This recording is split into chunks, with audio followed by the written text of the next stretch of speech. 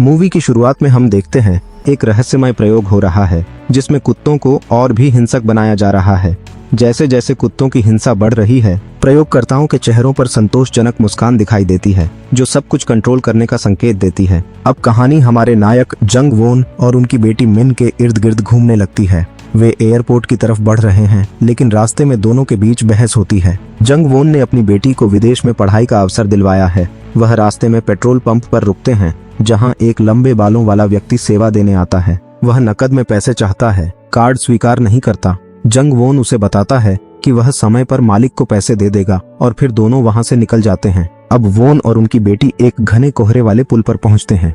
दृश्यता कम है और एक बेकाबू ड्राइवर अपनी पीली सुपरकार को 200 किलोमीटर प्रति घंटे की रफ्तार से चला रहा है। वह पुल पर रोमांच की खोज में है, लगातार लाइव स्ट्रीम करता हुआ। दोनों के बीच तेज गति से आ रही काली कार और एस्कॉर्ट वाहन दुर्घटना का कारण बनते हैं। वोन गुस्से में हॉर्न बजाता है और सह चालक सीट पर बैठी उसकी बेटी देखती है कि एस्कॉर्ट वाहन में एक खतरनाक कुत्ता है। इस बीच डॉक्टर यांग के प्रयोग के बारे में कुछ खुलासा होता है। ये कुत्ते प्रोजेक्ट साइलेंस के हिस्से हैं और जैसे ही सुपरकार वाला आदमी मोड़ लेता है, वह सामने वाली कार से टकरा जाता है।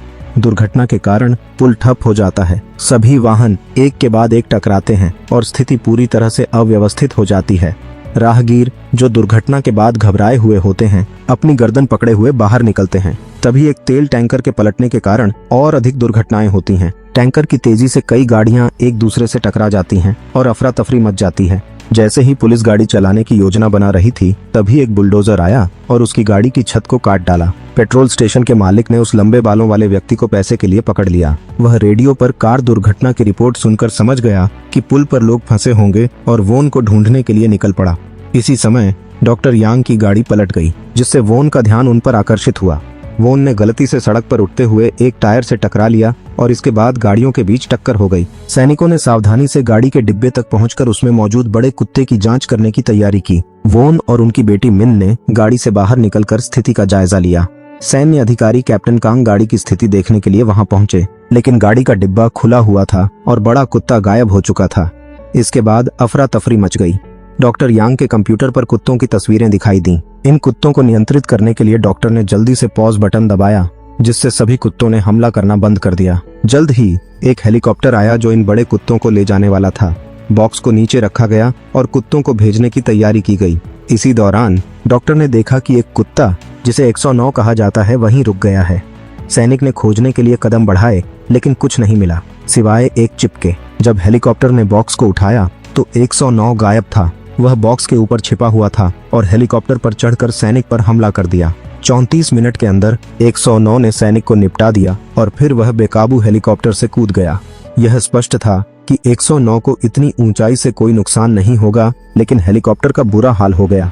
हेलीकॉप्टर पुल के केंद्रीय टावर से टकरा गया और अनगिनत केबल टूट गई। दर्जनों खतरनाक कुत्तों से भरा कंटेनर भी बाहर फेंक दिया गया। डॉक्टर यांग को इस समय डर के मारे पता चला कि कंप्यूटर पर दिख रहा था कि खतरनाक कुत्तों का नियंत्रण कार्यक्रम गड़बड़ा गया है। सभी कुत्तों को हत्या करने का आदेश दिया गया। एक समय के लिए कुत्ते आगे बढ़कर मुकाबला करने लगे।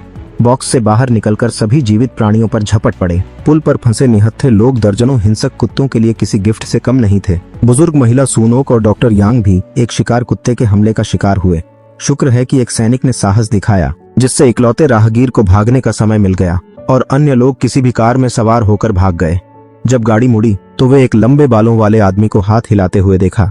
वोन ने उसे अनदेखा करने की सोची, लेकिन जैसे ही वे तेजी से जाने वाले थे, उनकी बेटी मिन ने पिता को फटकार लगाई कि वे मरते हुए को क्यों नहीं बचा रहे हैं। फिर उसने एक झटके से हैंड ब्रेक खींचा और कार को अचानक रोक दिया। लंबे बालों वाले व्यक्ति को देखकर वह खुले हुए डिक्की में कूद गया। हमले का शिकार बने बड़ी संख्या में लोग एक बस में इकट्ठा हो गए और लगातार चीखें सुनाई दे रही थीं। वोन ने गाड़ी को ज्यादा दूर नहीं ले जाया था कि तभी आगे के पुल की मीनार पर विमान का मलबा गिर पड़ा। जलता हुआ मलबा सड़क को पूरी तरह से जाम कर देता है और कार भी टकराव के कारण उलट नहीं पाती। कार मुसीबतों का सिलसिला खत्म नहीं हुआ था। एक लोहे की थोत पहने कुत्ता इस समय कार के सामने की खिड़की पर कूद पड़ा। वह लगातार टकरा रहा था, अंदर घुसकर कुछ लोगों को नोचने की कोशिश कर रहा था। इससे बेहोश डॉक्टर यांग जाग गया। वोन ने गुस्से में इन कुत्तों की उत्पत्ति का सवाल किया। असल में ये कुत्ते सेना का प्रयोग हैं। सेना की मौन योजना के तहत सैन्य कुत्तों में एक श्रृंखला सुधार किया गया, जिससे उन्हें आवाज द्वारा नियंत्रित लक्ष्यों पर हमला करवाया जा सके ताकि आतंकवादियों से निपटा जा सके। लेकिन प्रयोग के दौरान कुत्ते नियंत्रण से बाहर हो गए और अत्यधिक आक्रामक बन गए। फिलहाल इन्हें केवल चिप के माध्यम से नियंत्रित किया जा सकता है, इसलिए सेना ने निर्णय लिया कि इन कुत्तों को हटा दिया जाए। लेकिन परिवहन के दौरान पुल पर एक सड़क दुर्घटना हो गई, जिससे ये कुत्ते भाग निकले। वोन ने डॉक्टर यांग का वॉकी टॉकी उठाकर मदद के लिए पुकारा। आश्चर्यजनक रूप से वॉकी टॉकी के दूसरी तरफ से रक्षा मंत्री की आवाज आई। बात खत्म भी नहीं हुई थी कि पहले पलटी हुई तेल टैंकर को मलबे ने आग लगा दी और विस्फोट हो गया। जहरीली गैस फैल गई और घना धुआं उठ रहा था।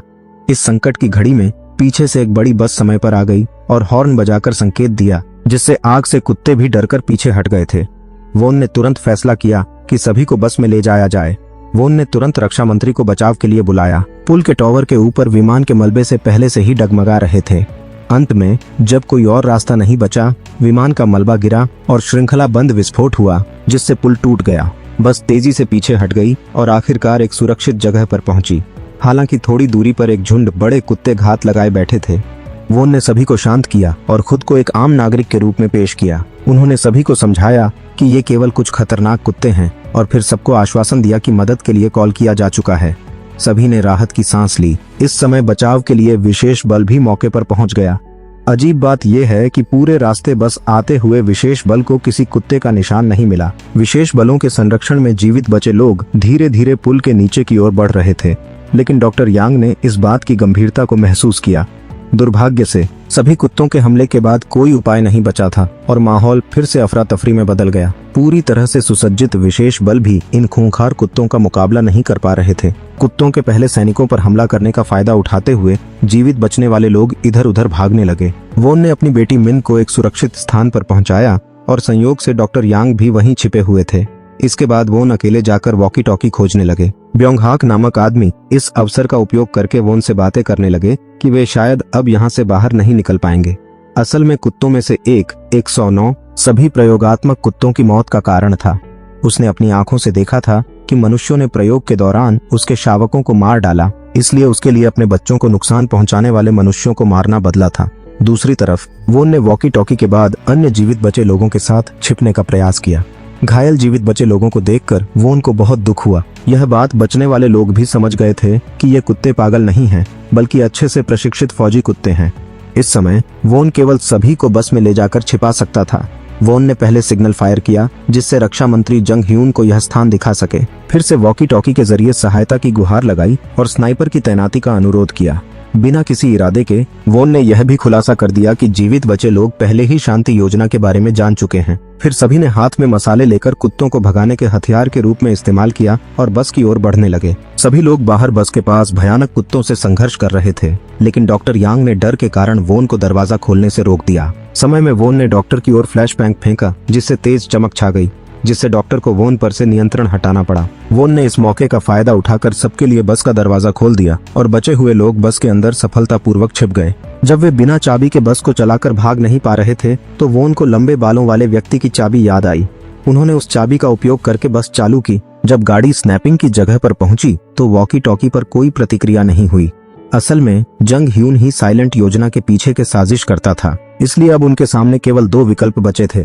पहला था हवाई अड्डे के पुल को ढहा देना और दूसरा था निर्वाचक मंडल द्वारा निर्दिष्ट युद्ध कुत्तों द्वारा नागरिक की हत्या की घटना। वोन ने पुल पर बचे हुए लोगों को छोड़ दिया, क्योंकि जीवन के बचे हुए लोगों को कोई मदद नहीं मिल रही थी। वे फिर से मुश्किल में फंस गए थे। अच्छा हुआ कि वोन ने सभी कुत्तों को रोकने का तरीका सोच लिया। उसने एक जाल बिछाया और फिर सामान के डिब्बे में छिपकर ध्यान आकर्षित किया। कुत्तों को अंदर लुभाने के लिए वाहन के दरवाजे खोले। जब सभी परीक्षण कुत्ते वाहन में दाखिल हुए तो रस्सी कसकर दरवाजा बंद कर दिया। सभी कुत्तों को फंसाने के बाद ही बचे हुए लोग निकल सके, लेकिन बाहर आने पर भी वे देर तक नहीं दिखे। बचाव दल की आहट देखकर कई लोग निराशा में पड़ गए। तभी डॉक्टर यांग और वोन की बातचीत से पता चला कि वाकई साइलेंस योजना को जंग ह्यून ने मंजूरी दी थी। वोन को आखिरकार समझ आ गया कि बचाव अभियान में देरी क्यों हुई, और गुस्से में वह इंटरकॉम पर जंग ह्यून को भला बुरा कहने लगे। कोई बचाव नहीं था तो केवल आत्मरक्षा करने की कोशिश की जा सकती थी, और अन्य लोग एक योजना बनाते हैं। डॉक्टर यांग कंप्यूटर का पता लगाकर बुरे कुत्ते को नियंत्रित करने की कोशिश करते हैं और वोन माल के डिब्बे में छिपकर ध्यान आकर्षित करते हैं। बचे हुए लोगों में से एक सिमयूरा बस की खिड़की को तोड़ देती है और लंबे बालों वाला व्यक्ति गाड़ी की चाबी वापस लेता है और बैठकर भाग जाता है। योजना सफलतापूर्वक चल रही थी, लेकिन जब कार की चाबी सफलतापूर्वक वापस ली जा रही थी, तभी अचानक पुल का दोबारा गिरना शुरू हो गया, जिससे वह कंटेनर जिसमें वोन थे वो खतरे में पड़ गया। अनगिनत प्रयोगात्मक कुत्ते समुद्र में गिर गए और क्रेन कंटेनर को वापस खींचने में असमर्थ थी। इस समय वोन ने आगे बढ़ते हुए क्रेन पर बंधी रस्सी खींची और अपनी जान की परवाह किए बिना माल के डिब्बे की ओर दौड़ी। जैसे ही 109 कुत्ता और उसका आखिरी बच्चा नीचे गिरा, अंततः सफलतापूर्वक कंटेनर को पकड़ लिया। जो पार्क ने टो ट्रक को पूरी ताकत से चलाया और मालवाहक डिब्बे को खींच लिया। जहरीले धुएं के बीच से निकलते हुए बचे हुए 6 जीवित लोग टो ट्रक में दबे हुए थे और सुरक्षित बाहर निकल आए। सुरक्षित स्थान पर अनगिनत पत्रकार और चिकित्सा कर्मी उनका इंतजार कर रहे थे। जंग ह्यून भी वहां था। जब वोन ने जंग ह्यून को देखा और अपने गुस्से को और नियंत्रित नहीं कर पाया, कई पत्रकारों के सामने ह्यून को एक घूंसा मार कर गिरा दिया और जंग ह्यून से पूरी तरह से संबंध तोड़ लिया। फिर ह्यून द्वारा पहले दिए गए फायदे को जमीन पर फेंक दिया। डॉक्टर यांग और वोन ने बहादुरी से पत्रकारों के सामने जंग ह्यून और उसकी साइलेंट प्लान का पर्दाफाश किया। जंग ह्यून को उसकी सजा मिलेगी और जो लोग बच गए उन्होंने जीवन और मृत्यु का अनुभव किया, जिससे उनके जीवन पर गहरा प्रभाव पड़ा। अब वोन और उसकी बेटी मिन के बीच कोई टकराव नहीं दिखता और सिम यूरा और उसकी बहन की बातचीत में और अधिक गहरा पारिवारिक फ्रेम है। फिल्म के अंत में 109 कुत्ता अपने बचाए हुए अंतिम बच्चे को लेकर किनारे पर तैर कर आई और उसके टूटे पुल की ओर देखा। हम उसकी आंखों में गुस्सा नहीं देख सकते, केवल गहराई और उदासी ही दिखाई देती है। और इसी के साथ मूवी यहीं समाप्त होती है। तो दोस्तों, अगर आपको ये कहानी अच्छी लगी हो तो वीडियो को लाइक और चैनल को जरूर सब्सक्राइब करें। ऐसी ही अनोखी और रहस्यमयी फिल्मों की कहानियां हम लेकर आते रहेंगे। तो मिलते हैं अगली मूवी में एक नई कहानी के साथ।